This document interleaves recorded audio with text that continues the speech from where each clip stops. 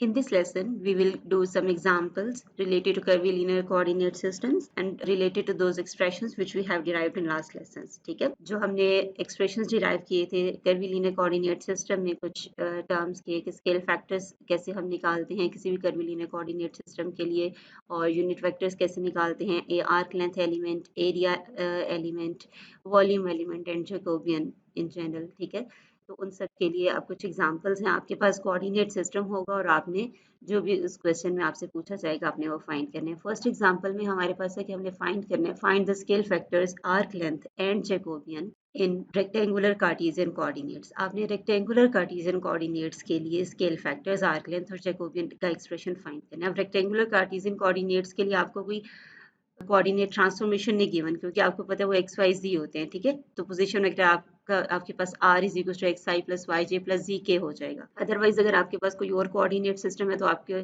पास उसका expression given होगा कि एक्स वाई जी किसके इक्वल है। ठीक है, यहाँ सिंपली आपके पास रेक्टेंगुलर कार्टेशियन कोऑर्डिनेट्स हैं, इसलिए उसके एक्सप्रेशन आपको पता है कि वो x i plus y j plus z के होता है पोजिशन वेक्टर का एक्सप्रेशन। तो फर्दर हम यहाँ फॉर्मूलाज पहले लिख लेते हैं, हमने स्केल फैक्टर्स फाइंड करने हैं। ठीक है, h1 h2 और h3 के आपने फॉर्मूलाज पढ़े हुए हैं। h1 is magnitude of partial r by partial u1, जो r पोजीशन वेक्टर है उसका हम पार्शियल डेरिवेटिव लेंगे with respect to u1, that is h1. h2 is partial r by partial u2 magnitude and h3 is partial r by partial u3 magnitude. Similarly, हमने basis vectors के लिए e1 hat, e2 hat, e3 hat के लिए भी ये expressions पढ़े थे। इनमें इनकी वैल्यूज रिप्लेस करेंगे तो हमारे पास बेसिस वेक्टर्स आ जाएंगे। So write the expression of position vector which is r is equal to xi plus yj plus zk। ठीक है, ये आपके पास पोजीशन वेक्टर का एक्सप्रेशन है इन रेक्टेंगुलर कार्टेशियन कोऑर्डिनेट्स। ठीक है, एंड फर्दरमोर जो आप कर्विलिनियर कोऑर्डिनेट्स के लिए टर्म्स यूज कर रहे हैं u1 u2 u3 वो आपको रिस्पॉन्ड करेंगी x y और z के लिए रिस्पेक्टिवली। ठीक है, एंड दिस इम्प्लाइज जब आप इस पोजीशन वेक्टर का पार्शियल डेरिवेटिव लेंगे विद रिस्पेक्ट टू x तो आपके पास आएगा partial r by partial x is equal to i unit vector, partial r by partial y is equal to j unit vector, क्योंकि यहाँ सिर्फ y आ रहा है वो 1 हो जाएगा। इसी तरह partial r by partial z is equal to k unit vector, और जब इनका आप मैग्नीट्यूड लेंगे तो आपके पास 1 आएगा, because you know that i j k are the unit vectors, इनके मैग्नीट्यूड 1 होते हैं। यहाँ मैग्नीट्यूड लेंगे तो i का मैग्नीट्यूड दैट इज 1, इसका मैग्नीट्यूड लेंगे तो j का मैग्नीट्यूड आ जाएगा दैट इज 1, और इसी तरह इस पे मैग्नीट्यूड लेंगे तो k का मैग्नीट्यूड आ जाएगा that is 1। So h1 h2 h3 सब के लिए आपके पास जो वैल्यूज हैं वो 1 1 1 आ जाएंगे। ठीक है, स्केल फैक्टर्स तो आपके पास आगे फॉर कार्टेशियन कोऑर्डिनेट्स। अब आपने यूनिट वेक्टर्स लिखने हैं, तो यूनिट वेक्टर्स किसके इक्वल थे, यूनिट वेक्टर का आपने एक्सप्रेशन लिखा था e1 hat is equal to partial r by partial u1 divided by magnitude of partial r by partial u1, and u1 is basically here x, तो partial r by partial x divided by magnitude of partial r by partial x। तो वो ऊपर आपके पास i unit vector आएगा, नीचे उसका magnitude तो वो 1 आ जाएगा। ठीक, तो आपके पास e1 hat सिर्फ रह जाएगा i hat, and similarly e2 hat is j hat and e3 hat is k hat. Further we have to find the arc length element ds square which is dr dot dr। ठीक है, और dr आप कैसे find करेंगे, आपने r का expression लिख लिया xi plus y j plus z के, तो उसका डिफरेंशियल ले लें dr using chain rule, that becomes partial r by partial x dx plus partial r by partial y dy plus partial r by partial z dz। ठीक है, तो dr आपके पास क्या आ जाएगा, partial r by partial x is basically i hat, आपने last slide पे लिखा है। ठीक है, तो ये आ जाएगा dx i hat plus dy j hat plus dz k hat, ये आपके पास dr का एक्सप्रेशन आ गया। तो dr डॉट dr जब आप लेंगे तो वो आपके पास ये बन जाएगा dx square plus dy square plus dz square, and on the other hand आप वो एक्सप्रेशन जो आपने लास्ट लेसन में डिराइव किया फॉर आर्क लेंथ आप वो भी यूज कर सकते हैं। ठीक है, और नेक्स्ट आपने जैकोबियन फाइंड करना था, एंड जैकोबियन आपने इवेल्युएट किया था लास्ट लेसन में कि वो प्रोडक्ट है तीनों स्केल फैक्टर्स का h1 h2 h3, तो यहाँ वो 1 आ जाएगा। और अगेन अगर आपको कहा जाता है कि डिटेल में सॉल्व करें तो आप वो पूरा डिटर्मिनेंट लेंगे। ठीक है, और उसमें उसकी वैल्यूज रिप्लेस करके डिटर्मिनेंट सॉल्व करके दिखाएंगे कि वो क्या आता है। Here is the next example.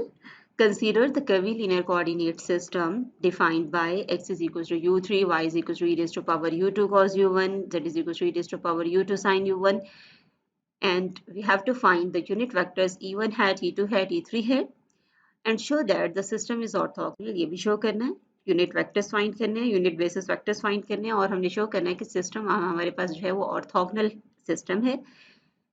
And further we have to compute the scale factors h1 h2 and h3. ठीक है, तो ये जो कोऑर्डिनेट ट्रांसफॉर्मेशंस आपको गिवन है कर्वीलिनियर कोऑर्डिनेट्स के लिए, इस सिस्टम के लिए आपने यूनिट वेक्टर्स, ठीक है, यूनिट वेक्टर्स फाइंड करने हैं, फिर चेक करना है कि सिस्टम आपके पास ऑर्थोगोनल है या नहीं, and then you have to give the expressions of scale factors.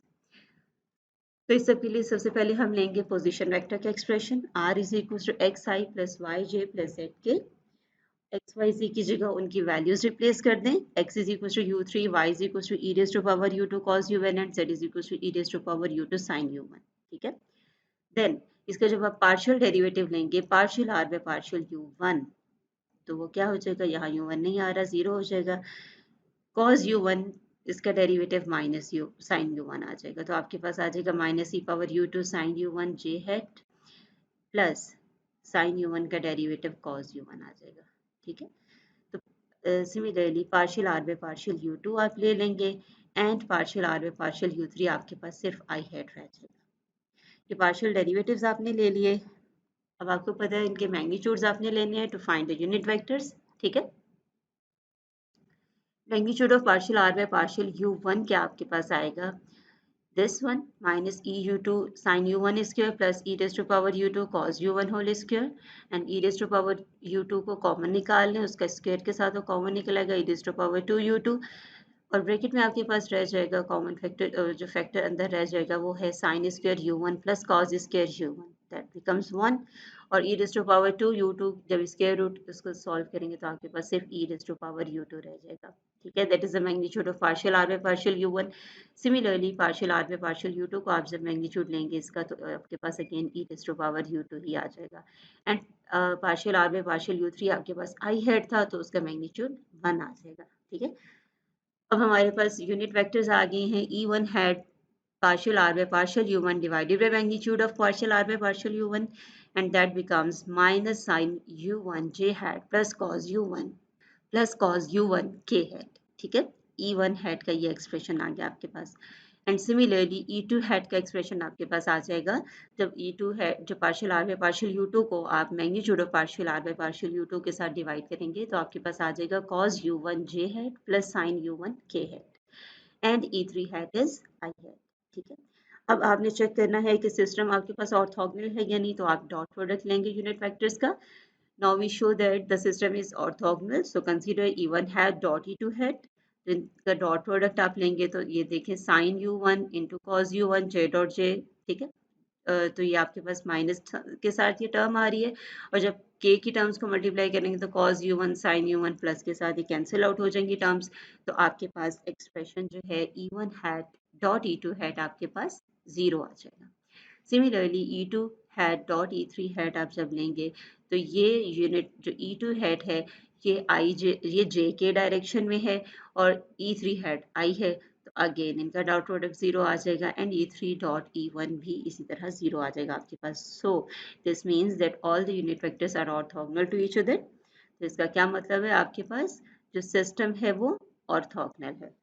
Further the scale factors आपके पास क्या होंगे, h1 magnitude of partial r by partial u1 वो आपने इवैल्यूएट किया था e raised to power u2, h2 is also e raised to power u2 and h3 is 1. तो ये इस सिस्टम के स्केल फैक्टर्स हैं.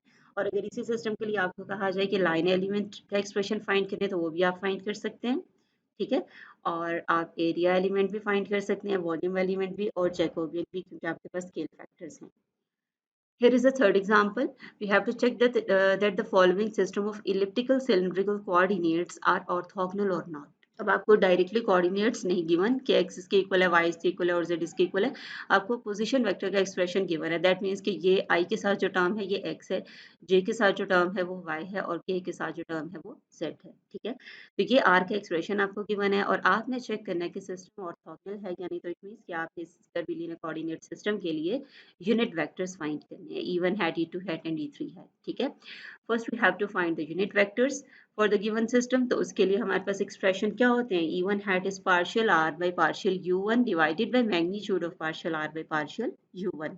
और U1 यहाँ आपके पास रो है, U2 थीटा है और U3 z है। ठीक है, पार्शियल आर बाय पार्शियल रो जब आप लेंगे, इसका पार्शियल डेरिवेटिव लेंगे विद रिस्पेक्ट टू रो, तो यहाँ ये 1 हो जाएगा, a cos थीटा आ जाएगा, a cos theta i hat plus b sin theta j hat and divided by its magnitude.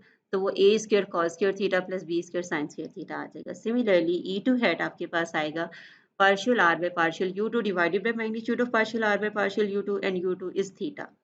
तो जब r का partial derivative with respect to theta आप लेंगे तो यहाँ आ जाएगा minus a rho sine theta i hat plus b rho cos theta j है। ठीक है, और उसी के मैग्नीट्यूड के साथ उसको डिवाइड आप कर दें तो आपके पास ये एक्सप्रेशन आ जाएगा। रो और ऊपर रो जो है वो यहाँ से कॉमन निकल आएगा और ऊपर से भी तो वो कैंसिल आउट होकर आपके पास E2 हैट ही रह जाएगा। नेक्स्ट E3 हैट हमारे पास क्या ही रहेगा क्योंकि z कोऑर्डिनेट में चेंज नहीं आ रहा।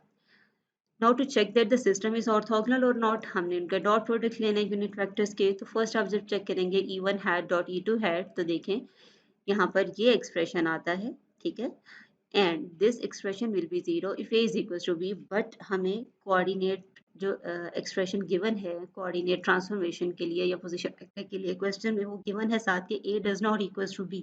सो a तो b के इक्वल नहीं है, इसका मतलब है कि ये एक्सप्रेशन जीरो नहीं हो सकता। So that means that elliptical cylindrical coordinate system is not orthogonal. ठीक है, ये सिस्टम हमारे पास ऑर्थोगोनल नहीं है।